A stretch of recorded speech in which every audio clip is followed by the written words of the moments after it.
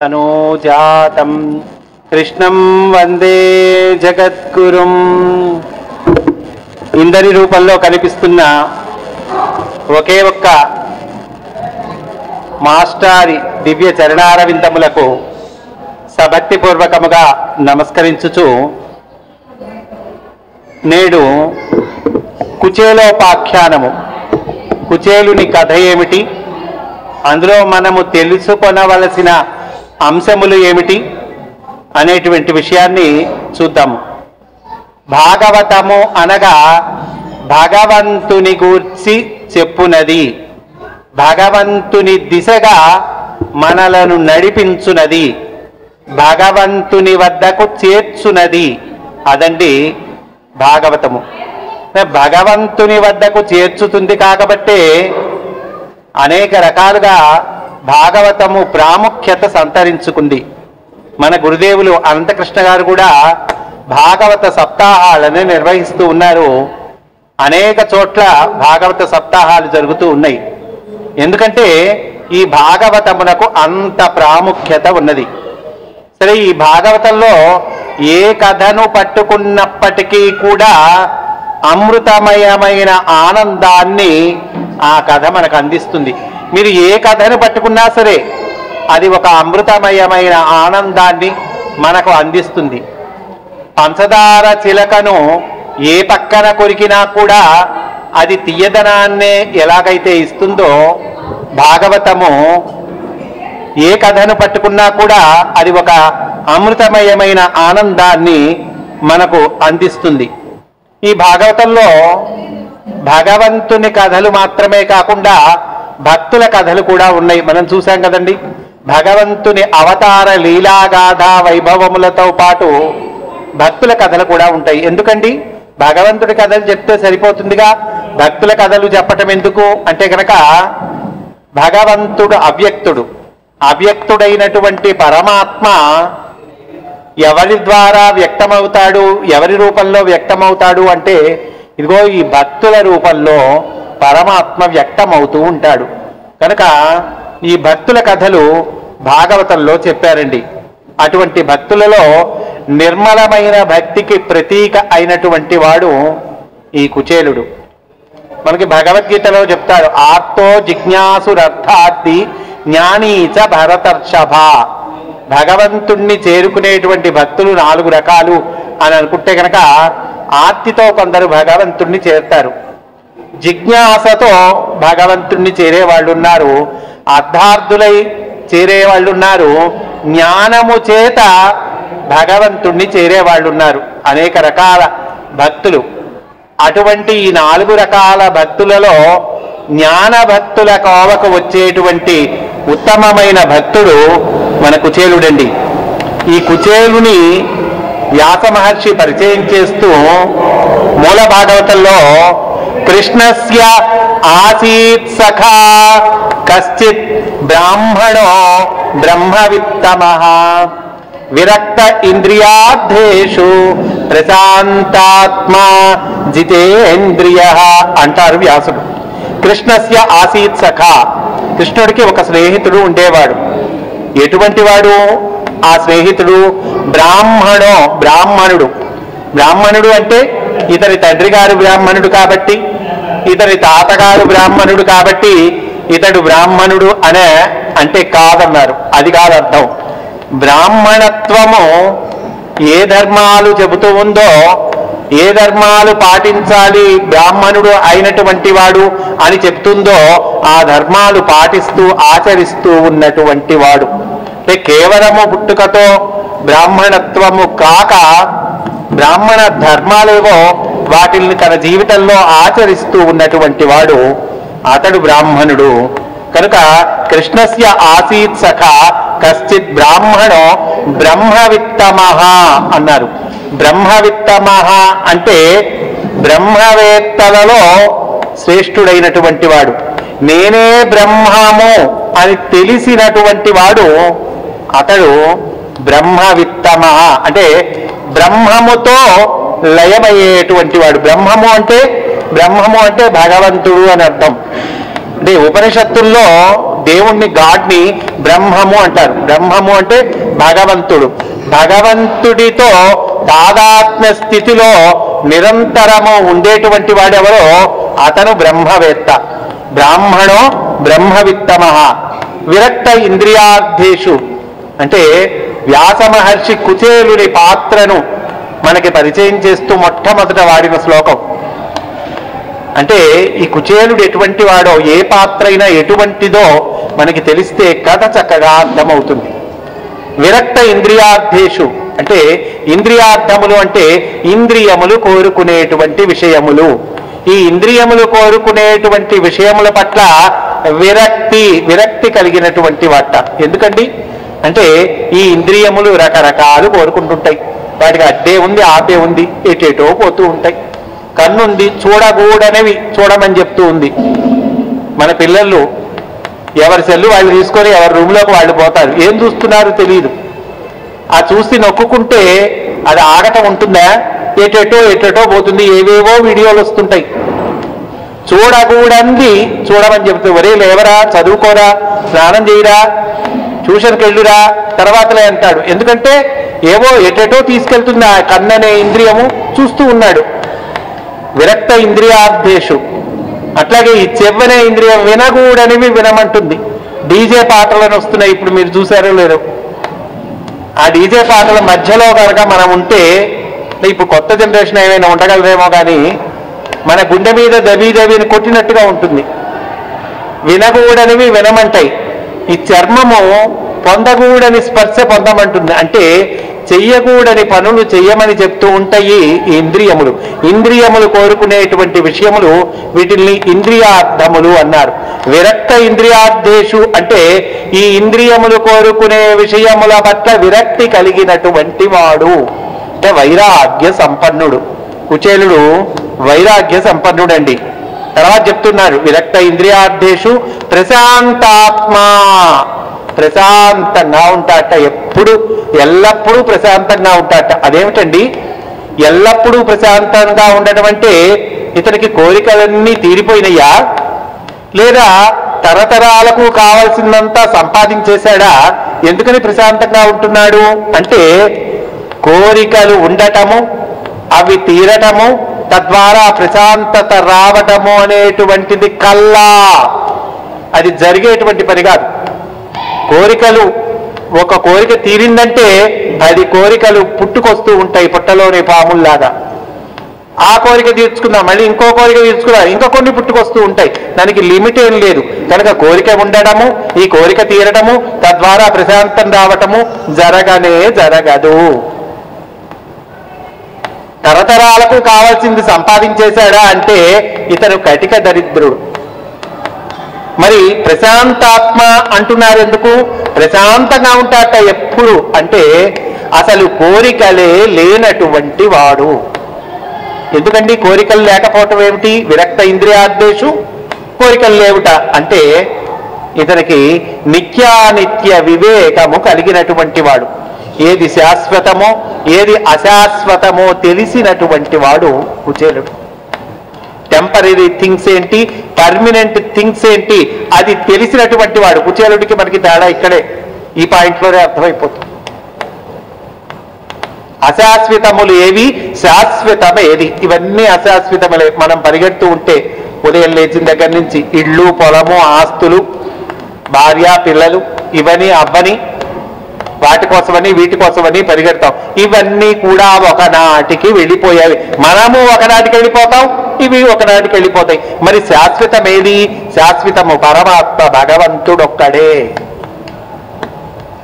ఇది తెలిసినటువంటి వాడు కుచేలుడు. టెంపరీకి పర్మనెంట్కి తేడా ఏదో తెలిసినటువంటి వాడు. నిత్య వస్తువేది, అనిత్య వస్తువేది, ఇది తెలిసినటువంటి వాడు కుచేలుడు. అందువల్ల విరక్త ఇంద్రియార్థేషు ప్రశాంతాత్మ. ఎట్లా ఉండగలుగుతున్నారండి ప్రశాంతంగా? జితేంద్రియ, ఇంద్రియములను జయించినటువంటి వాడు. ఒక్క శ్లోకంలో కుచేలుడి పాత్రను వ్యాస భగవానుడు ఎంత చక్కగా పరిచయం చేశాడో చూడండి. కృష్ణస్య ఆసీత్ సఖా కశ్చిత్ బ్రాహ్మణో బ్రహ్మవిత్తమ విరక్త ఇంద్రియార్థేషు ప్రశాంతాత్మ జితేంద్రియ. సరే, బానే ఉందండి. ఇతను బ్రహ్మవేత్త అన్నారు, అయినప్పటికీ గృహస్థాశ్రమంలో ఉన్నాడు. బ్రహ్మవేత్త గృహస్థాశ్రమంలో ఉండకూడదనేం లేదు. అయినప్పటికీ కాషాయం కట్టుకున్న వాళ్ళందరూ బ్రహ్మవేత్తలు అవుతారని లేదు. సన్యాసం స్వీకరించాడు అన్నంత మాత్రాన బ్రహ్మవేత్త అవుతాడని లేదు. ఇతను బ్రహ్మవేత్త, పైగా గృహస్థాశ్రమంలో ఉన్నాడు. కాబట్టి ఈ ఆశ్రమోచిత కర్మలు ఉంటాయి. గృహస్థాశ్రమంలో ఉన్నాడు కాబట్టి అతనికి కోరికలు లేకపోయినా ఈ కొన్ని బాధ్యతలు, కొన్ని అవసరాలు ఉంటాయి కదండి. భార్య పిల్లలు ఉన్నారు కదా, అవి తీర్చుకోవాల్సిందే. అయితే ఏమిటి ఈయన జాబ్ ఏమిటి, ఈయన వృత్తి ఏమిటి అంటే కుల వృత్తి. ఈయన వేదములు ఉపనిషత్తులు అన్ని చక్కగా అధ్యయనము చేసినటువంటి వాడు. వీటిల్ని చక్కగా ఎవరైనా వచ్చి అడిగితే చెప్తాడు అంతే. రామాయణము ఇటువంటి పురాణాలు ఇవన్నీ ఎవరికన్నా కావాలంటే చెప్తాడు అంతే. ఆ చెప్పగా విన్నటువంటి వాళ్ళు ఆనందించి, ఇదిగో అయ్యా నీ ద్వారా ఈ వేదంలో ఈ భాగం నేర్చుకున్నాము, ఇగో ఈ ధాన్యం ఉంచండి అంటే సరే, దాన్నేం కాదండు. ఇగో రామాయణం విన్నాము, మీ ద్వారా ఆనందించాము, ఇగో ఈ అట్టిపళ్ళు ఉంచండి ఈరోజు అంటే అంతే. అవే యదృచ్ఛయాపన్నేన వర్తమానో గృహాశ్రమి అన్నారు. అంటే తనంతట తానుగా భగవత్ ప్రసాదంగా ఏదైతే లభిస్తుందో దానిని 10,000గా స్వీకరిస్తాట. రూపాయి లభిస్తే 10,000గా భావించి దాన్ని స్వీకరిస్తాట అంతే. ఈయన అడగటం అంటూ ఉండదు. ఇదిగో వేదం నేర్పాను ఇంత ఫీజు, ఉపనిషత్తులు నేర్పాను ఇంత fees, intensive coaching, 1 month coaching, short term coaching ఏమీ ఉండవు. ఈయన నోరు తెరిచి అడగటం అంటూ ఉండదు. వాళ్ళంతటి వాళ్ళు ఇచ్చారనుకో, అదేమైతుంది అప్పుడు? అది భగవత్ ప్రసాదము, భగవంతుడు పంపించాడు అని స్వీకరిస్తాడు. ఎలా స్వీకరిస్తాడు? 1 రూపాయి వచ్చిందంటే 10,000గా భావిస్తాట. అట్లా ఈయన ఆ కుటుంబాన్ని నడుపుతూ ఉన్నాడండి. పూర్వజన్మవశాత్తు కటిక దారిద్ర్య పరిస్థితుల్లో ఆ కుటుంబం నడుస్తూ ఉంది. అత్యంత దారిద్ర్య పరిస్థితి సంభవించింది. ఏమిటయ్యా ఈయనకిన్న సంపద అంటే సంతానమే సంపద. బహుకుటుంబీకుడు, బహు సంతానము పొందినటువంటి వాడు. సరే, ఈయనైతే మగవాడు కాబట్టి నిబ్బరంగా ఉన్నాడు.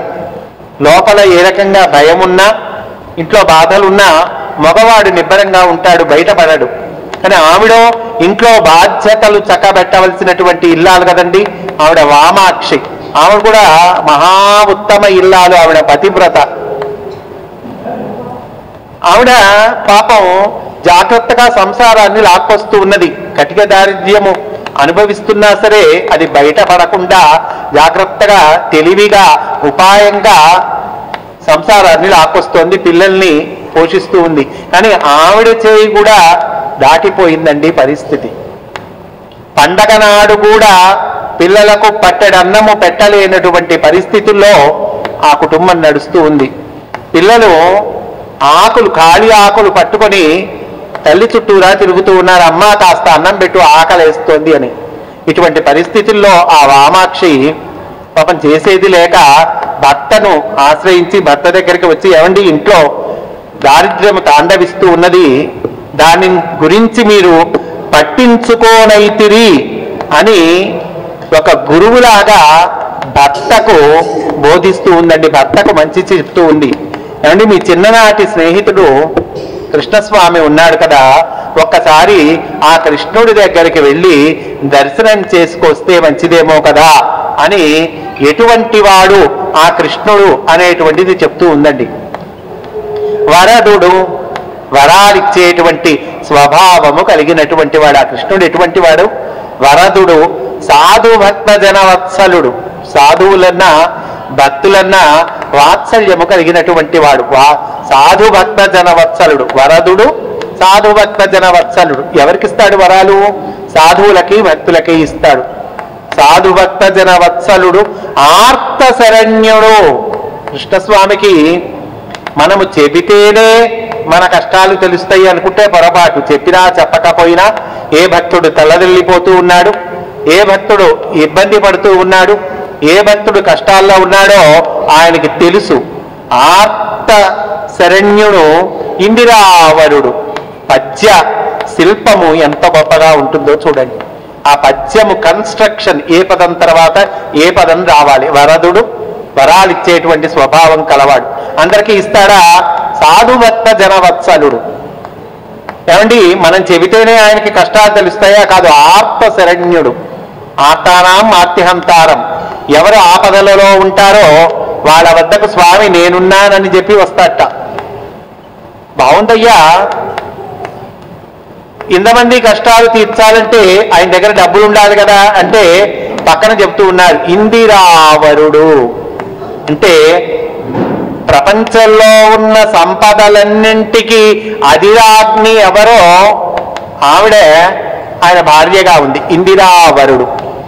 సరే, ఇస్తాడా అంటే దయాపయోధి, దయకు సముద్రము వంటివాడు. సముద్రము విశాలతకు చక్రము, గంభీరానికి చక్రము. దయ అనేటువంటి విషయంలో సముద్రముతో సమానమైనటువంటి వాడు. అంటే ఇదిగో ఈరోజు దయ కొంతమందికి ఇచ్చామండి, ఇంకా టైం అయిపోయింది, రేపు రండి, రేపు మళ్ళీ దయ ఇస్తాం అనేటువంటిది ఉండదు. అయిపోవటము, ఆయన దయ ఇవ్వటము అనేటువంటి విషయంలో అయిపోవటం అనేటువంటిది ఉండదట. దయాపయోధి. మరి ఇన్ని చేసేటువంటి వాడు ఎవరు? భగవంతుడే అయి ఉంటాడు, అంతే కదండి. దయాపయోధి భగవంతుడు కృష్ణుడు. భగవంతుడే కృష్ణుడు, కృష్ణుడే భగవంతుడు. తా కుశస్థలీపురమున యాదవ ప్రకరములు భజింపగానున్నవాడు నీ వరిగిన మిమ్ము చూచి విభుడప్పుడే ఇచ్చు అనూన సంపదల్. నువ్వు అక్కడికి వెళ్ళి దర్శనం చేసుకోవయ్యా చాలంటుంది. నువ్వు డబ్బులు అడుగు అనలేదండి ఎక్కడా కూడా. మనం పరిశీలించిన మాస్టర్ చెప్తారు, మనం జాగ్రత్తగా భాగవతం చదువుకోవాలి. నువ్వు వెళ్ళి డబ్బులు అడుగు అని అల్లా, నువ్వు వెళ్ళి దర్శనం చేసుకొని వరిగిన మిమ్ము చూచి విభుడు అప్పుడే ఇచ్చు అనూన సంపదల్, అమేయమైన సంపదలు ఇస్తాడయ్యా, నువ్వు వెళితే చాలు, అడగక్కర్లేదు అంటోందండి ఈవిడ వామాక్షి. సరే, ఇంకా ఈయన ఏమన్నా సందేహిస్తున్నాడేమని ఇంకో మాట కూడా అంటుంది.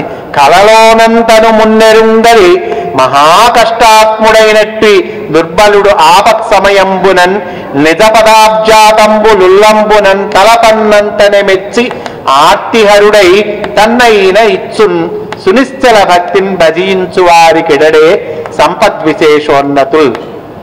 కలలో కూడా ఎప్పుడు భగవంతుడి స్మరణ చెయ్యట, ఎప్పుడు భగవంతుణ్ణి తలుచుకోట. అంటే కళలోనే తలుచుకోకపోతే ఇలలో తలుచుకుంటాడండి.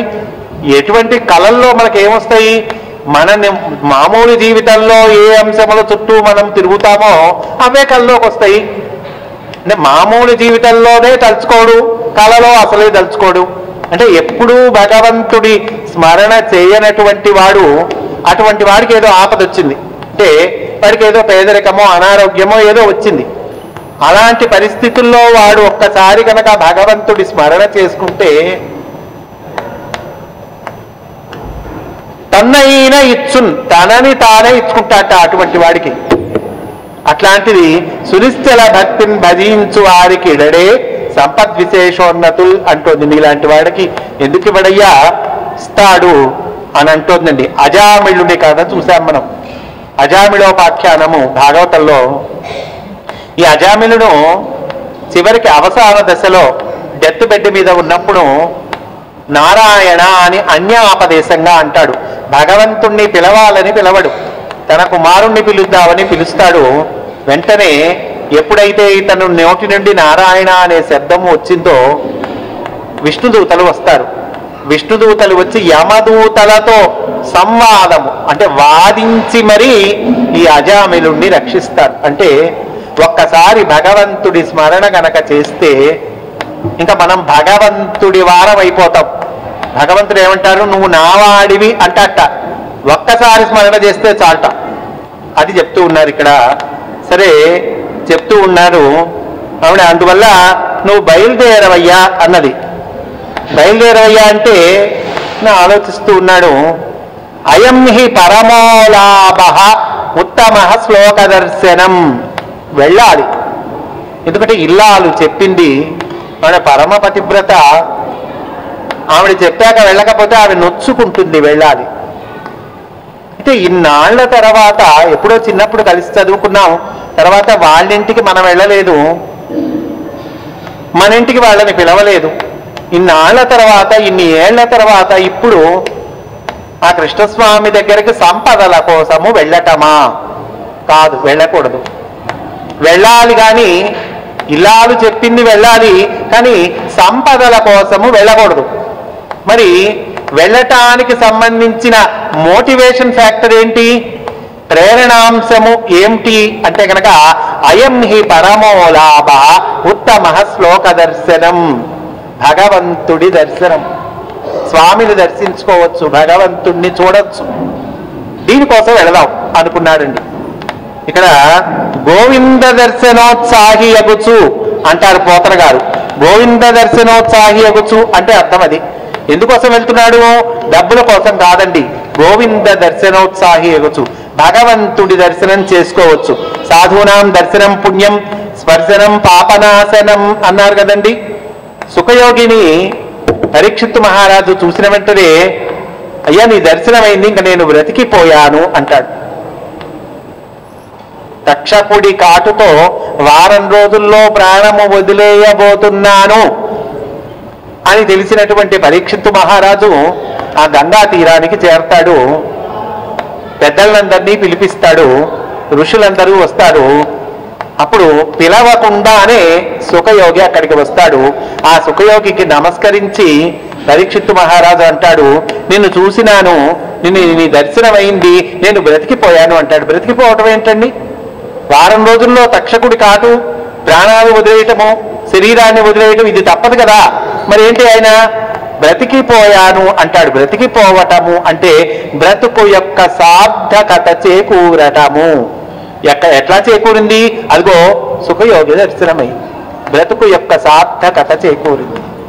అయం హి పరమో లాభ ఉత్తమ శ్లోక దర్శనం, సాధూనాం దర్శనం పుణ్యం స్పర్శనం పాపనాశనం. కనుక భగవంతుడి దర్శనం చేసుకోవచ్చు అని అనుకుంటూ ఉన్నాడండి. బయలుదేరాడు. అయిన నాభాగ్యము అతని దయాద్ర దృష్టి కాక. సరే బయలుదేరుతున్నాను. అతనికి కృష్ణస్వామి దగ్గరికి వెళ్తూ ఉన్నామంటే అతనికి ఇవ్వటానికి మన ఇంట్లో ఏమైనా కానుక ఉన్నదా అని అడిగాడండి. అంటే మనకి నీతి శాస్త్రంలో ఒక సంప్రదాయం, ఒక పద్ధతి చెప్పారు.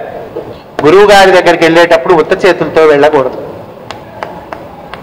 కదండి. చిన్నపిల్లలు, పసిపిల్లల దగ్గరికి వెళ్ళేటప్పుడు ఉత్త చేతులతో వెళ్ళకూడదు.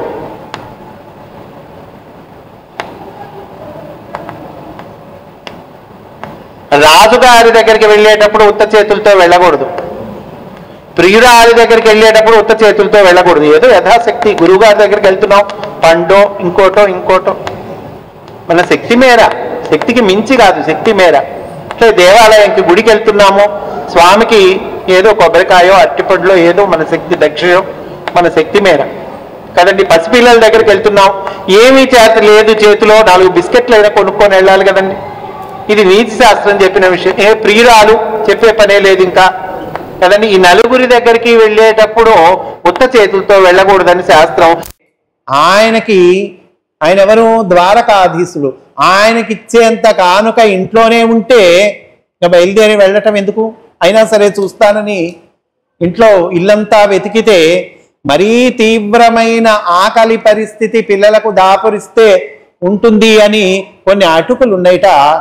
ఆ అటుకుల్ని జాగ్రత్తగా మూటగట్టింది. మూటగడదామంటే ఆ ఉత్తరీయమంతా చీలికలు పేరికలు, ఎక్కడ మూటగడుతుంది? అయినా సరే ఆ ఉత్తరీయంలో చినుగులేని ప్రదేశము చూచి జాగ్రత్తగా ఉపాయంగా ఈ అటుకులు మూటగట్టిందండి. ఈయన అసలు పేరు సుధాముడు. మరి కుచేలుడు అనే పేరు ఏంటి అంటే గనక ఇది బిరుదనామము అన్నారు. కుచేలుడు చేలముకు అయినటువంటి వాడు, అంటే చినిగిన వస్త్రమును ధరించినటువంటి వాడు.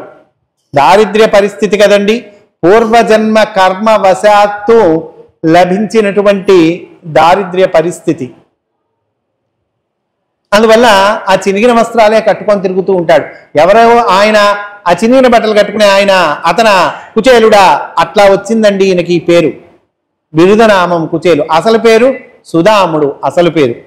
కనుక అట్లా మూటగట్టి ఇంకా బయలుదేరమందండి. బయలుదేరి వెళ్తూ ఉన్నాడు. ద్వారకాకు పయనమయ్యాడు. బానే ఉంది, నేను వెళ్తున్నాను, కృష్ణ దర్శనము ఉత్సాహము అంతా బానే ఉంది. ఆయన ఎవరు? ద్వారకాధీశుడు. ఆయనకు ఒక సెక్యూరిటీ ఉంటుంది, పరివారం ఉంటుంది, రక్షణ వ్యవస్థ ఉంటుంది, భటులు ఉంటారు. నన్ను రాణిస్తారా? నా అవతారాన్ని చూసి ఏమయ్యా నువ్వా శ్రీకృష్ణుడి ఫ్రెండా, నువ్వు నీ అవతారం చూసుకున్నావా, ఎప్పుడైనా అద్దంలో చూసుకున్నావా, పో అవతలకి అంటారా అని అనుకుంటూ ఈయన మళ్ళీ అనుకున్నాడండి తనలో తాను, ఈ సంకల్పము కలిగించిన వారెవరు? నేను అనుకుంటే సంకల్పము నెరవేరుతుందా? కలిగించి ఈ భగవంతుణ్ణి దర్శిద్దాము అనేటువంటి సంకల్పము నాకు కలిగిందా? కాదు. పోనీ మా ఆవిడకి కలిగిందా? ఆవిడ వెళ్ళవయ్యా అని కల్పించినటువంటి ఆవిడ కాదు. ఆయన తలచుకున్నాడు కాబట్టి ఆయన అనుగ్రహము, భగవంతుడు కృష్ణస్వామి అనుగ్రహము ఆయన తలిచాడు కాబట్టి నేను బయలుదేరగలుగుతున్నాను, వెళ్ళగలుగుతున్నాను కదండి. అయిన నా భాగ్యము ఆతని దయార్ద్ర దృష్టి కాక. ఇది అతని దయార్ద్ర దృష్టి. నా సంకల్పమో లేదా మా భార్య సంకల్పమో అని అనుకుంటే పొరపాటు. కాబట్టి ఇది అతని దయార్ద్ర దృష్టి కాబట్టి అది ఆయన చూసుకుంటాడు. భటులు అడ్డం పెడతారా? నేను వెళ్ళగలనా?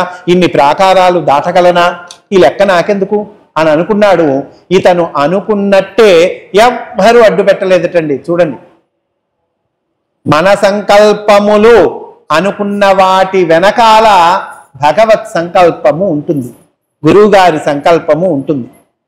ఏ ప్రాకారంలో ఎవ్వరూ అడ్డు పెట్టలేదు. సరాసరి కృష్ణుడు ఉన్నటువంటి భవనానికి వెళ్ళాడు, కృష్ణస్వామిని దర్శనం చేశాడు. ఇంకొక గడప దాడితే అదిగో ఆ కృష్ణుడు కూర్చున్నటువంటి తల్పము అది కనిపిస్తూ ఉన్నది. ఎట్లా ఉన్నాడు కృష్ణుడు? ఇందీవరస్యాము వందిత సూత్రాము. చాలా బ్రహ్మాండంగా అనేక విశేషణాలు వేస్తారండి పోతన గారు ఇక్కడ. శ్రీకృష్ణ స్వామి దివ్య మంగళ విగ్రహము ఎంత బ్రహ్మాండంగా ఉన్నాడండి.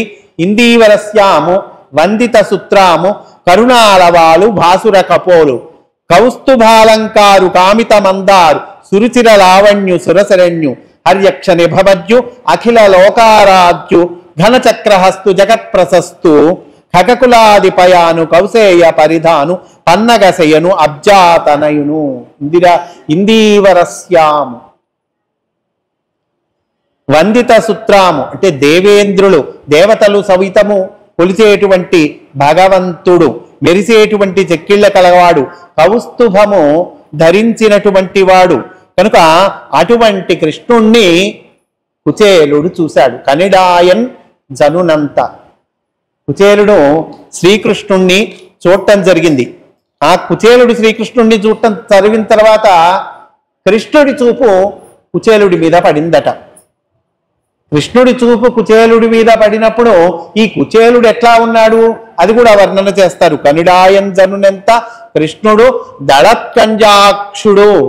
దళత్కంజాక్షుడు అంటే విశాలమైన కన్నులు కలిగినటువంటి వాడు. మహాత్ములు ఏ వర్ణన కూడా ఏ పదము కూడా అనవసరంగా ప్రయోగించరు. దళత్కంజాక్షుడు విశాలమైన నేత్రములు కలిగినటువంటి వాడు అంటే అందమైన కన్నులు కలవాడు అంతేనా అర్థము? అంటే కాదు. విశాలమైన నేత్రములు అంటే అంత మాత్రమే కాదు, దూరదృష్టి కలిగినటువంటి వాడు. అంటే కుచేలుణ్ణి చూసినంతనే ఆ కుచేలుడు ఎవరు, కుచేలుడు ఏమిటి, అతని పరిస్థితి ఏమిటి అంత అర్థమైందండి కృష్ణస్వామికి. కనిడాయం జనునంత కృష్ణుడు దళత్కాంజాక్షుడు. ఆ పేద విప్రుని ఎవరు? పేద విప్రుడు, పేద బ్రాహ్మణుడు. ఈ పేదరికం ఎప్పటి నుంచి ఉన్నది? అశ్రాంత దరిద్ర పీడితు ఎప్పటి నుంచో ఉన్నది. కృషీభూతాంగు కృషించి ఉన్నాడు కదండి, సరిగ్గా తిండి ఉన్నదా? కృషించిపోయి ఉన్నాడు. జీర్ణాంబరున్ ఘనతృష్ణాతుర చిత్తు. జీర్ణాంబరున్ అంటే చిరిగిన వస్త్రము ధరించినటువంటి వాడు. ఇప్పటి వరకు శరీర వర్ణను చెప్పారు, తర్వాత మానసిక వర్ణన కూడా చెప్తూ ఉన్నారు. మనస్సు ఎలా ఉంది? ఘనతృష్ణాతుర చిత్తు. కృష్ణ దర్శనం అవుతుందా లేదా అని ఆందోళనగా ఉన్నటువంటి వాడు. ఘనతృష్ణాతుర చిత్తు హాస్య నిలయున్, నవ్వుకోవటానికి వీలుగా ఉన్న అవతారము కలిగి ఉన్నట్ట. ఏమయ్యా నువ్వా శ్రీకృష్ణుడి స్నేహితుడివా, ఈ అవతారము ఈ చినిగిన వస్త్రము అన్నట్లుగా నవ్వుకోవటానికి వీలుగా ఉన్నట్ట. హాస్య నిలయున్ ఖండోత్తరీయున్, ఈ ధోవతి చినిగి ఉండటం మాత్రమే కాదు, ఆ ఉత్తరీయం కూడా చినిగి ఉన్నది. పైగా ఆ ఉత్తరీయంలో కాస్త చినక్కుండా ఉన్నటువంటి భాగంలో ఆవిడ జాగ్రత్తగా అటుకులు మూటగట్టి ఈ మూట వెనక్కి వచ్చేట్టు వేసుకున్నాడు కదండి. కనుక ఆ ముందు వైపు కనిపించే ఉత్తరీయం మొత్తము కూడా చీలికలు పేలికలుగా ఉన్నది. ఖండోత్తరీయున్ కుచేలుని అల్లంతనే చూచి సంభ్రమ విలోలుండై దిగన్ తల్పమున్, చూచిన మరుక్షణము కృష్ణుడు తల్పాన్ని దిగి వెళ్ళాట, కుచేలుడి దగ్గరికి వెళ్ళాట. కరమధ్యుని ఎదురుగాదని పరిరంభణమాచరించి బంధు స్నేహ స్ఫురణం తోడ్తెచ్చి సమాదరమున కూర్చుండబెట్టే, ఎక్కడ తన తల్పమునన్ వెళ్ళాడు. ఆ స్నేహితుణ్ణి చక్కగా కౌగిలించుకున్నాడు. చేతులు పట్టుకొని భుజం మీద చెయ్యి వేసి జాగ్రత్తగా తీసుకొచ్చి తాను రుక్మిణీదేవి ఏ తల్పం మీద అయితే ఇప్పటి వరకు కూర్చొని ఉన్నారో అదే తల్పం మీద కూర్చోబెట్టాడు. వేరే కుర్చీ వేయాల, ఆ తల్పం మీదే కూర్చోబెట్టాడు. ఈయనకి ఈ కుచేలుడు ఎప్పుడైతే కృష్ణుణ్ణి చూశాడో అప్పుడు తన మనస్సు తన వశంలో లేదు. ఏం జరుగుతోంది అర్థం కావట్లా అసలు. ఎందుకు అది ఎలా మనం చెప్పగలము అంటే, ఆయనకు అర్థమైతే ఆ తల్పం మీద ఆయన కూర్చోడు.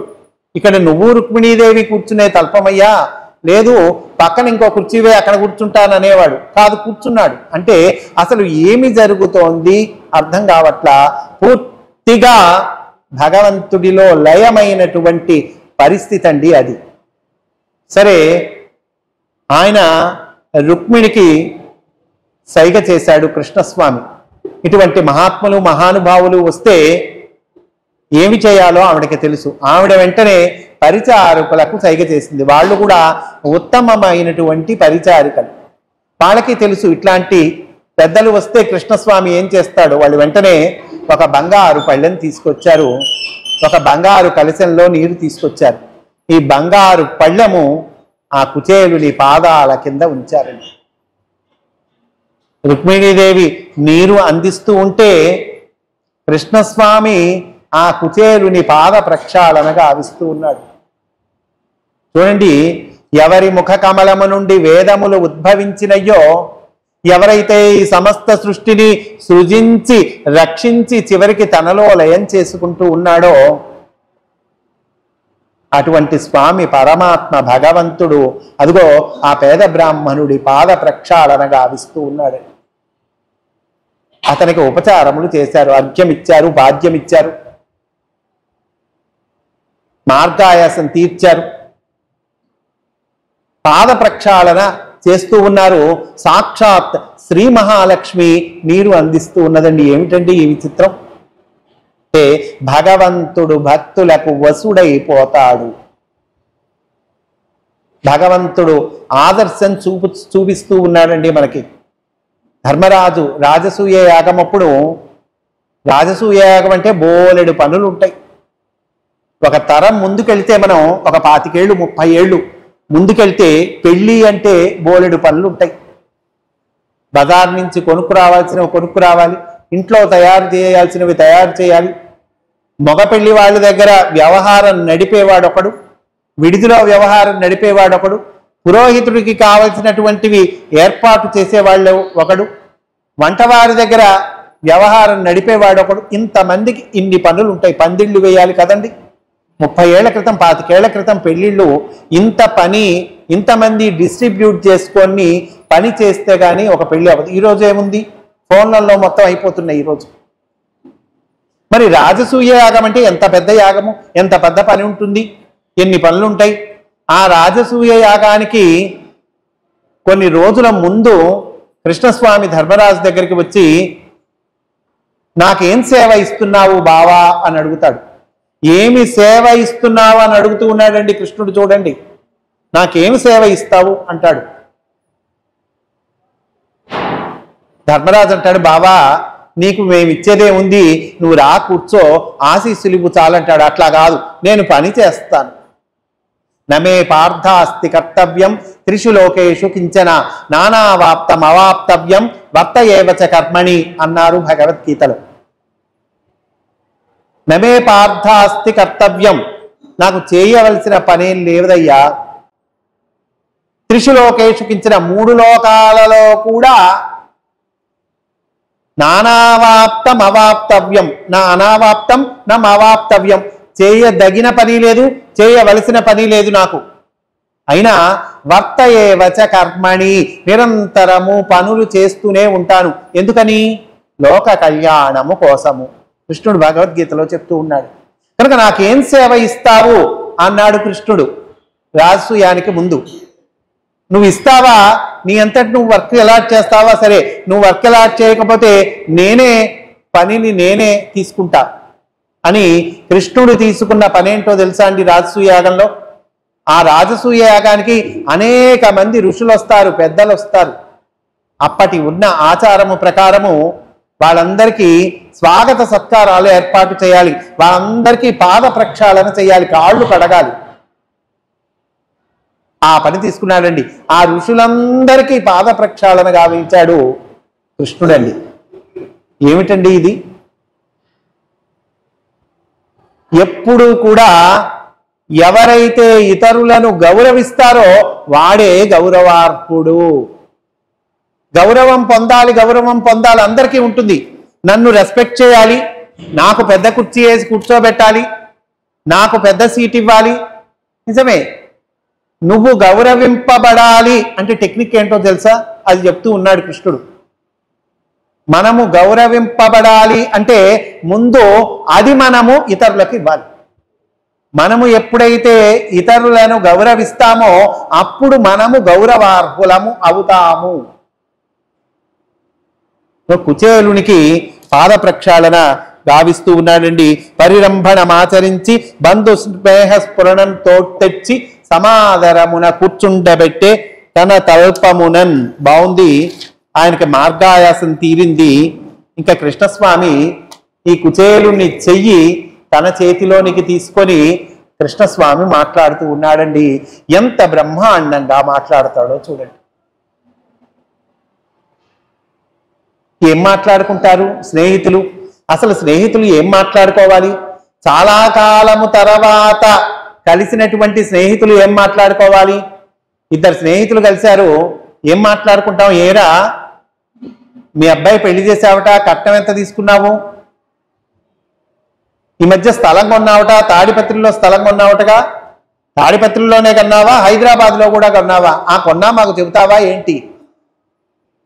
ఇవి కదండి స్నేహితులు కలిస్తే మాట్లాడుకోవాల్సింది. కానీ ఇవేమీ మాట్లాడు కృష్ణుడు. మొట్టమొదట అంటే కృష్ణస్వామి కుచేలునితో మాట్లాడినటువంటి మాటలు అవి కొద్దే, ఎక్కువేం మాట్లాడు. ఆ కొద్ది మాటలు కూడా 4 విభాగాలుగా మనం చేసుకుంటే, భాగవతంలో 4 విభాగాలు ఏముండవు మనం అనుకోవటానికి, మనం అర్థం చేసుకోవటానికి. ఏం మాట్లాడాడు కృష్ణుడు కుచేలుడితో అనేటువంటిది మనము 4 రకాలుగా వర్గీకరణ చేసుకుంటే, మొట్టమొదట ఏమంటాడంటే కుశల ప్రశ్న వేస్తాడు. నువ్వు బాగున్నావా? వేద పండితుల వంశం నుంచి వచ్చినటువంటి నీ ఇల్లాలు వామాక్షి బాగున్నదా? నీ వాలకం చూస్తుంటే ఇల్లు వాకిలి పట్టినట్టు లేవు, ఇల్లు పిల్లలు పట్టినట్టు లేదు. నీ వాలకం చూస్తుంటే నిరంతరము బ్రహ్మమునందు రమిస్తూ ఉన్నట్లుగా ఉన్నావు. అంతే కదా, నిజమేగా. ఎప్పుడూ భగవంతుడి యందు తాదాత్మ్య స్థితిలో ఉన్నటువంటి వాడు కుచేలు. నీ వాలకం చూస్తే ఇల్లు వాకిలి పట్టినట్టు లేవే. నీ పిల్లలు బాగున్నారా, భార్య బాగుందా అని అడిగాడు. ఇది ఒక పాయింట్ అనుకుంటే, రెండో పాయింట్ తన తత్వాన్ని చెబుతాడండి. నేను లోక కళ్యాణము కోసము కర్మలు చేస్తూ ఉంటాను. అందరికీ ఆత్మరూపంలో ఉండేటువంటి నేను దేనికి సంతోషిస్తానో తెలుసా? యజ్ఞము, దానము, తపస్సు, వీటి వల్ల నేను సంతోషించాను. అవి వద్దని అంటలేదండి. అంత మాత్రమే కాదు, వీటి వల్ల నేను సంతోషిస్తాను. ఎవరైతే గురువును గౌరవిస్తారో, ఎవరైతే గురు భక్తి కలిగి ఉంటారో, అందుకనండి ఇక్కడ ముఖ్యమైన పాయింట్ ఇక్కడ ఇది. ఎవరైతే గురువుని గౌరవిస్తారో, గురువు గారి పట్ల భక్తి శ్రద్ధలతో ఉంటారో వాళ్ళని చూసి నేను సంతోషిస్తాను. తన తత్వము చెబుతూ ఉన్నాడు. రెండవ పాయింట్. మూడవ పాయింట్, మనము చిన్నప్పుడు చదువుకున్న రోజులు గుర్తున్నాయా కుచేలా అని గుర్తు చేస్తాడు. సాందీపని మహర్షి దగ్గర మనము విద్య నేర్చుకున్నటువంటి రోజులు నాకు గుర్తున్నాయి కుచేలా, నీకు కూడా గుర్తున్నాయ్యా. ఉదాహరణకి మనం ఒక పెద్ద ఏదో మన క్లాస్మేట్, చిన్నప్పుడు మన క్లాస్మేటు ఈరోజు ఏదో ఎమ్మెల్యేనో ఒక మినిస్టర్ అయ్యాడు అనుకోండి, అతని దగ్గరికి మనం వెళ్ళాం. చాలా కాలం తర్వాత అతని దగ్గరికి మేము వెళ్ళినప్పుడు సహజంగా జరిగేటువంటి పరిస్థితి ఏంటి, మనం గుర్తు చేసుకోవాలి. మన ఇద్దరం ఆ స్కూల్లో చదువుకున్నాం, నువ్వు నా పెన్ను కొట్టేశావు గుర్తుందా అని మనం గుర్తు చేసుకోవాలి కదండి. ఆ సందర్భాలు కానీ ఏమైనా అప్పుడు మనం గుర్తు చేసినప్పటికీ అతను నాకు గుర్తులేదంటాడు. గుర్తున్నా కూడా, ఎందుకంటే రేపు పొద్దున్న నీకేమైనా చేయాల్సి వస్తుందేమో అని. గుర్తులేదులే కానీ అసలు ఈ సంగతి ఏంటి చెప్పంటాడు. అది ఇక్కడ కుచేలుడు గుర్తు చేయట్లా, కృష్ణుడే గుర్తు చేస్తూ ఉన్నాడు. మనము గురుకులంలో చదివేటువంటి రోజులు నీకు గుర్తుండయా కుచేలా? మన గురువు గారు ఎంత ప్రేమమూర్తయ్యా. ఆ సాందీపని మహర్షి మనల్ని ఎంత వాత్సల్యంతో చూసేవాడు, ఎంత ప్రేమతో చూసేవాడు. గురుపత్ని ఆవిడ ఎంత ప్రేమగా మనల్ని చూసేది నాకు గుర్తుంది కుచేలా, నీకు కూడా గుర్తుందా? ఎంత గొప్పవాడయ్యా మన గురువు గారు. నిరంతరము బ్రహ్మమునందు లయమైనటువంటి స్థితి కలిగినటువంటి వాడు కనుక ఆ గురువు గారి గురించి చెప్తూ ఉన్నాడండి. నాలుగో పాయింట్ ఏంటంటే కనుక ఒకానొక సన్నివేశము గుర్తు చేస్తాడు. మనము గురుకులంలో చదువుకునేటువంటి రోజుల్లో కుచేలా నీకు గుర్తుందా, ఒకనాడు గురుపత్ని, రేపు మన ఆశ్రమంలో ఒక గొప్ప యాగము ఉన్నది నాయన, దగ్గర అరణ్యానికి వెళ్ళి మీరిద్దరూ మీకు చేతనైనన్ని సమిధలు సేకరించుకొని రండి అని చెప్పింది. ఆవిడ చెప్పటం పాపం మధ్యాహ్నమే చెప్పింది. కానీ మనము ఆ చిన్నతనం కదా, ఆ మాట ఈ మాట మాట్లాడుకుంటూ ఎప్పుడో సాయంత్రానికి బయలుదేరి వెళ్ళాము. సమిధలు సేకరించడానికి ఏ సాయంత్రమో బయలుదేరి వెళ్ళాం. సరే, మనము అరణ్యానికి వెళ్ళాము, ఆ సమిధలు సేకరిస్తూ ఉన్నాము. ఇంతలో గబగబా చీకటి ఆవరించింది, పెద్ద వర్షము మొదలైంది. ఘుమఘుమారావ సంకుల ఘోర జీమూత పటల సంచన్నాభ్ర భాగమగుచు. మా గొప్ప శబ్దాలంకారాలతో కూడిన పద్యము ఇక్కడ వేస్తారండి పోతన గారు. అవన్నీ చెప్పుకునే టైం లేదు మనకి. ఘుమకుమారావ సంకుల ఘోర జీమూత పటల సంచన్నాభ్ర భాగమగుచు. ఎంత బ్రహ్మాండం! తొండాలు, ఏనుగు తొండాలంత సైజులో ఆ ధార కురిసింది. ఆ చీకటిలో, ఆ చలిలో తడిసి ముద్దయ్యి మనము దోవ తెలియక ఆ చెట్టు కిందే ఒకరి చేతులు ఒకరు పట్టుకొని అలాగే నిలబడిపోయాము ఆ రాత్రంతా. కుచేలా నాకు గుర్తుంది, నీకు కూడా గుర్తున్నది కదా.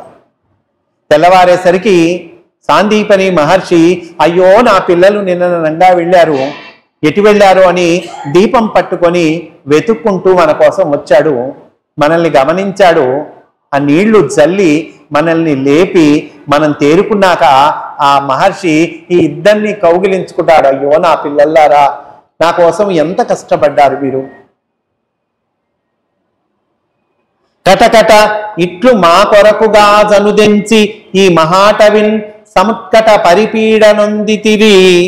కావున శిష్యులు మీ రుణంబు నీకుటకిది కారణంబు. సమకూరెడిబో ఇట మీద మీకు విస్ఫుట ధన బంధు దార బహుపుత్ర విభూతి జయాయురున్నతుల్. మా కోసము ఎంత కష్టాన్ని మీరు నెత్తిన వేసుకున్నారు. కావున శిష్యులు మీ రుణంబు నీ గుటకిది కారణంబు. గురుదక్షిణ ఎప్పుడు సమర్పిస్తారు? చదువంతా పూర్తి అయిన తర్వాత, ఇంకా చదువు పూర్తయి ఇంటికి వెళ్ళే టైంలో స్నాతకోత్సవము అని చేస్తారు. ఆ స్నాతకోత్సవం నాడు ఈ శిష్యులు గురుదక్షిణ సమర్పిస్తారు యథాశక్తి. అప్పుడు ఈ గురువు గారు ఆశీస్సులను ఇస్తారు పిల్లలకి. కనుక ఎప్పుడో సమర్పించాల్సిన గురుదక్షిణ మీరు ఈ రూపంలో ఇప్పుడే నాకు సమర్పించారు. ఎప్పుడో సమర్పించాల్సిన గురుదక్షిణ మీరు ఇప్పుడు సమర్పించారు కాబట్టి నేను కూడా ఇప్పుడు ఆశీర్వదిస్తూ ఉన్నాను. మీరు సమకూరెడిబో ఇట మీద మీకు ధన, మొట్టమొదటే ధన అంటున్నాడండి. మీ ఇద్దరికి సంపదలు వస్తాయి అంటున్నాడు. గురువు గారు ఆశీస్సులు ఇచ్చారు. అప్పటిలో ఆ సన్నివేశాన్ని కృష్ణుడు గుర్తు చేస్తూ ఉన్నాడు. చూడండి కృష్ణుడు మాట చమత్కారం చూడండి. సమకూరెడిబో ఇట మీద మీకు ధన బంధు తెప్పలుగా చెరువు నిండిన కప్పలు 10,000 గదరా సుమతి. ధనమున్న చోట బంధువులు వస్తారు తప్పకుండా. ధన బంధు దార, డబ్బులున్న వాడికి ఎవరైనా పిల్లనిస్తారు. దార మంచి, అదే భార్య వచ్చింది అంటే నువ్వు 100 చెప్పు 1000 చెప్పు నీ మాట నేను వినను అనేటువంటి భార్య కాదు, అనుకూలవతి అయిన భార్య. ధన బంధు దార బహుపుత్ర. ఇప్పట్లాగా 1 or none కాదు. అప్పట్లో ఆశీర్వచనం అంటే ఏంటంటే డజన్ల కొద్దీ పిల్లల్ని కనండి. ధన బంధు దార బహుపుత్ర విభూతి వైభవము జయ సక్సెస్ జయ ఆయు ఇవన్నీ అనుభవించాలంటే ఆయువు కావాలిగా, ఆయుష్ ఉండాలిగా. ఆయు ఉన్నతి అభ్యున్నతి అభ్యుదయం ఇవన్నీ మీకు వస్తాయి అని అన్నాడండి. కుచేలుడు ఏమనాలి? అప్పుడు మనల్ని గురువుగారు ఆశీర్వదించారు, నీకు గుర్తుందా కుచేలా అంటున్నాడు కృష్ణుడు. అప్పుడు కుచేలుడు అన్నాడు ఏమనాలి? ఇవన్నీ ఏమో నాకు కాదు, నాకు తెలియదు కానీ కృష్ణ ఆ బహుపుత్ర అనేది ఒక్కటి నిజమైంది నాకు, ఈ మిగతావన్నీ గురువు గారు ఏం ఆశీర్వదించారో నాకు తెలీదు అని అనాలి. కానీ ఇక్కడ కృష్ణుడు ఏం చెప్తూ ఉన్నాడు? సమకూరెడిబో ఇట మీద మీకు విస్ఫుట అంటే పుష్కలంగా ధన సంపద వస్తుంది అని ఆశీర్వదించాడు గురువు గారు. పిచ్చి కుచేలా భార్య పంపించింది అని నువ్వు బయలుదేరి వచ్చావో, సంపదలు నేనివ్వటం కాదయ్యా, గురువుగారు ఎప్పుడో ఆశీస్సులు ఇచ్చారు మనకి. ఆ సంపదలు నాకు వచ్చినయి నీకు కూడా వస్తాయి, నాకు ముందొచ్చినయి నీకు తర్వాత వస్తాయి. కృష్ణస్వామి చూడండి, కుచేలుడికి సంపదలు ఇవ్వబోతూ కూడా ఈ సంపదలు నేనిస్తున్నాను అంటలా, గురువుగారి ఆశీస్సుల వల్ల నీకు నాకు ఇద్దరికి సంపదలు వస్తాయ్యా, నాకు ముందొచ్చినయి నీకు కూడా వస్తాయి. ఇన్ని సంపదలు ఇస్తూ కూడా నేను ఇస్తున్నాను నేను చేస్తున్నాను అనే కర్తృత్వ భావన లేకుండా కృష్ణస్వామి గురువుగారి ఆశీస్సులయ్యా అంటూ ఉన్నాడు. ఒక 100 రూపాయలు ఇస్తే నా పేరు ముందుండాలి అంటాము. దేవాలయానికి వెళ్ళి ఆ అర్చక స్వామి పేరు చెప్పమంటే మన పేరు, మన ఆవిడ పేరు, మన పిల్లల పేరు, ఇంకోళ్ళ పేరు ఎవరైనా ఒక్కళ్ళ పేరు ఆ దేవాలయంలో గోత్రనామాలు ఒకళ్ళ పేరు మిస్ అయితే మళ్ళీ గబగబా వెనక్కి పిలుస్తాం అర్చకుణ్ణి. మళ్ళీ నా పేరు చెప్పలేదండి, మా పిల్లవాడి పేరు చెప్పలేదండి అంటాం. మనము చెబితే గాని మన గోత్రనామాలు తెలియనటువంటి వాడా భగవంతుడు. మనము చెబితే కానీ మన గోత్రనామాలు తెలియనటువంటి వాడు భగవంతుడైతే ఆయన భగవంతుడు ఎట్లా అవుతాడు? గుండ్రాయి అవుతాడు కదండి. ఆయన 4 మంత్రాలు తక్కువ చదివినా మనకేం అభ్యంతరం లేదు, కానీ ఈ పేర్లన్నీ చెప్పాలి. వెనకటికి ఒక ఆయన ఒక దేవాలయంలో ఫ్యాన్ డొనేట్ చేశాట. ఎందుకని? ఈ దేవాలయంలో చక్కగా ప్రవచనం జరుగుతూ ఉన్నది, ఒక ఆయన చెబుతూ ఉన్నాడు, కొంతమంది వింటూ ఉన్నారు. అయితే ఎండాకాలం కానీ ఇంకో కాలం కానీ పాపం వాళ్ళు గాలి లేక ఇబ్బంది పడుతూ ఉన్నారు ఆ మండపంలో, అందువల్ల ఫ్యాన్ వేస్తే బాగుంటుంది అనుకున్నాడు. మంచిదే ఉద్దేశం కదండి, మంచి ఉద్దేశం. అయితే ఆ ఫ్యాను రెక్కల మీద పేరు రాసేట, 3 రెక్కల మీద పేరు రాసేట. బలానా వాడు సమర్పించిన ఫ్యాను, 3 రెక్కల మీద ఫ్యాన్ వేశాడు. సరే, ఓ నాటి విశేషమైన దినం ప్రవచనం జరుగుతోంది. ఈ ఫ్యాను డొనేట్ చేసిన ఆయన కూడా వచ్చాడు ఆ ప్రవచనానికి. చూశాడు ఫ్యాన్ గిర్రం తిరుగుతోంది. ఫ్యాను గిర్రం తిరుగుతుంటే అసలు రెక్కలే కనిపించవు కదండి. రెక్కలే కనిపించకపోతే ఇంకా పేరు ఎక్కడ కనిపిస్తుంది? పేరు కనిపించలా. ఆ ప్రవచనాన్ని ఆపిచ్చాట. ఏందయ్యా అంటే ఫ్యాన్ ఆపేసేయండి అన్నట్ట.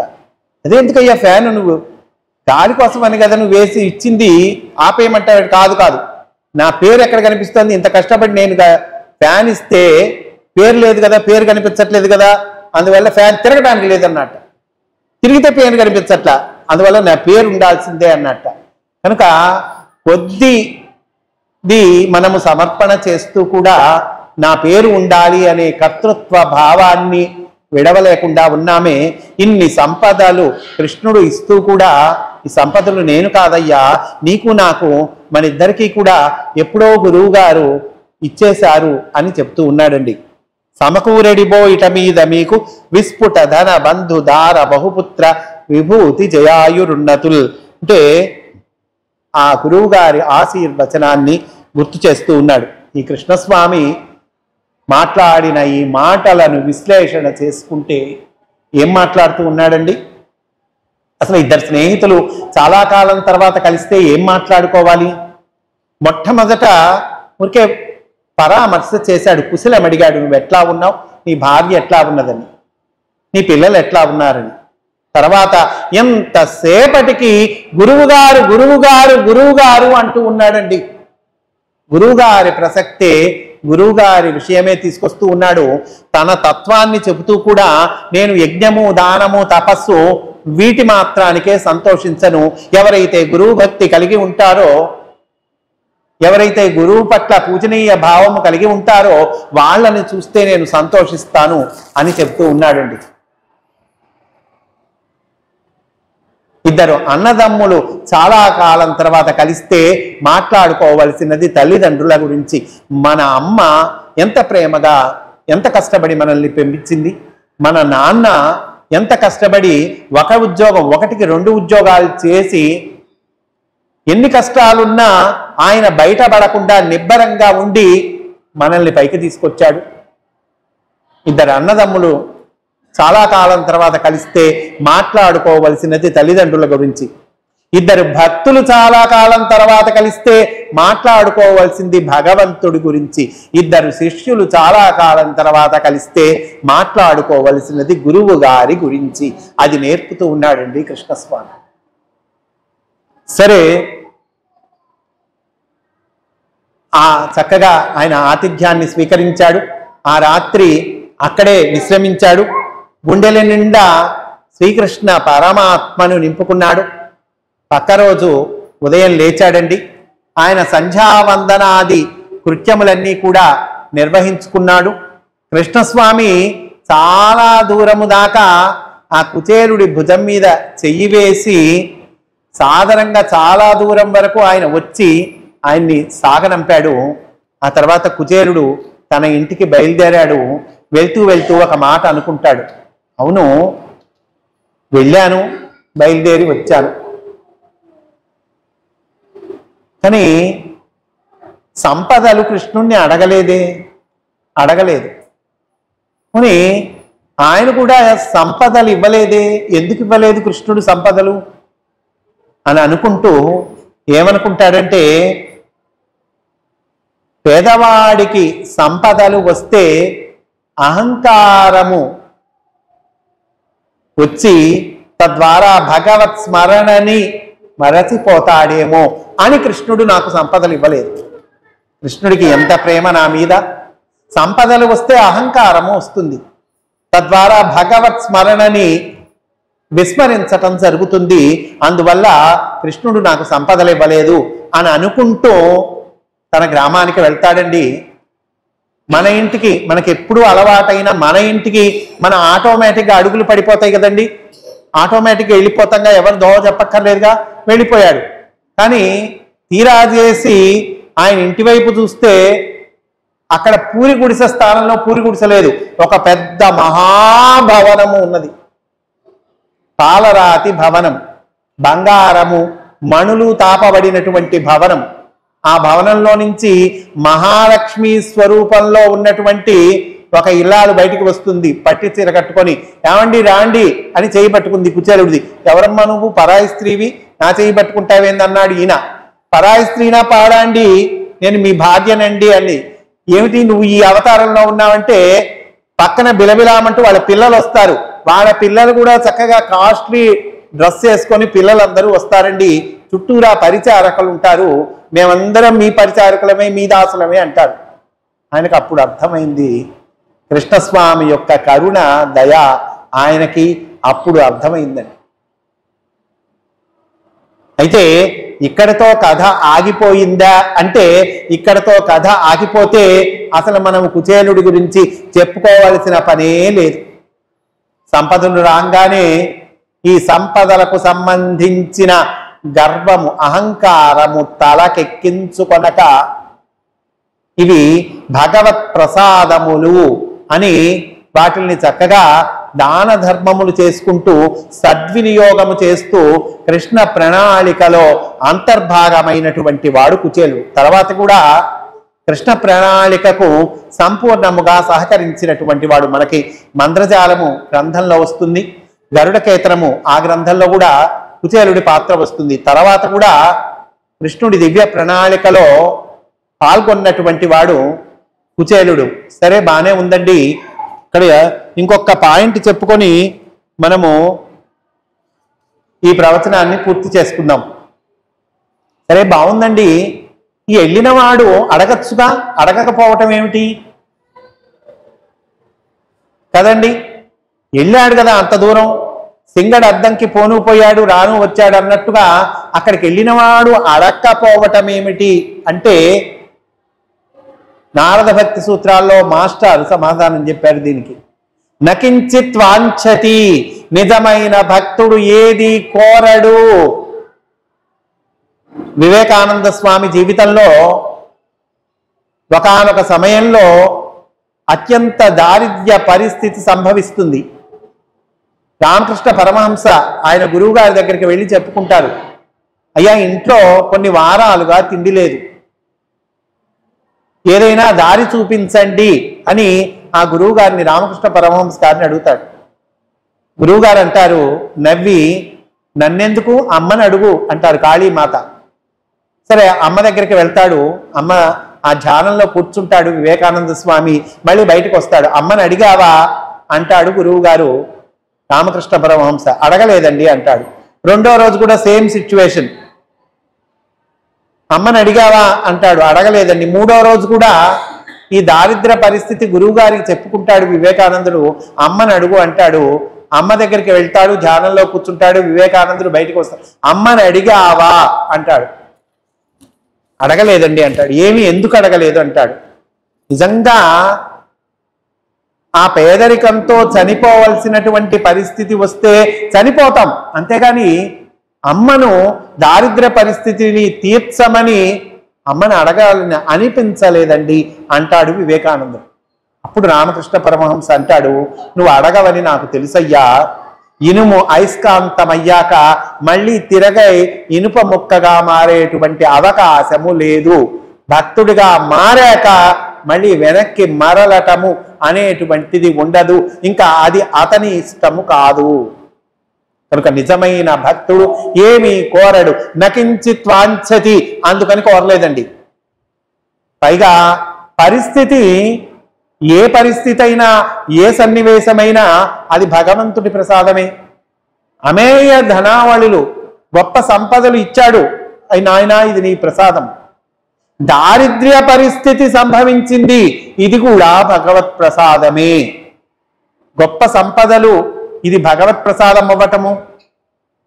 దారిద్ర్య పరిస్థితి, ఇది భగవంతుడి ప్రసాదము కాకపోవటము ఉండదు. రెండూ భగవత్ ప్రసాదమే. అసలు ఇవే కాదు, జీవితంలో ఏ సన్నివేశమైనా కూడా అది భగవత్ ప్రసాదమే. ఏ సన్నివేశం తీసుకోండి మీరు, సుఖం వచ్చింది భగవత్ ప్రసాదమే, దుఃఖం వచ్చింది కష్టం, ఇది కూడా భగవత్ ప్రసాదమే. విందు భోజనం లభించింది ఈరోజు, భగవత్ ప్రసాదం.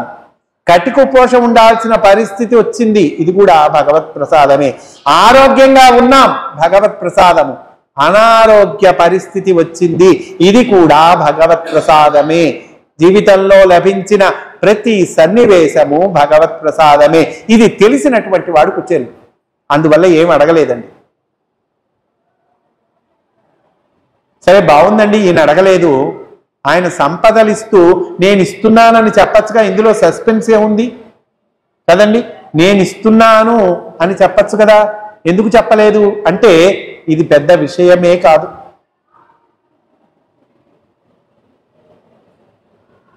ధనం వస్తుంది పోతుంది, కావలసినప్పుడు వస్తుంది.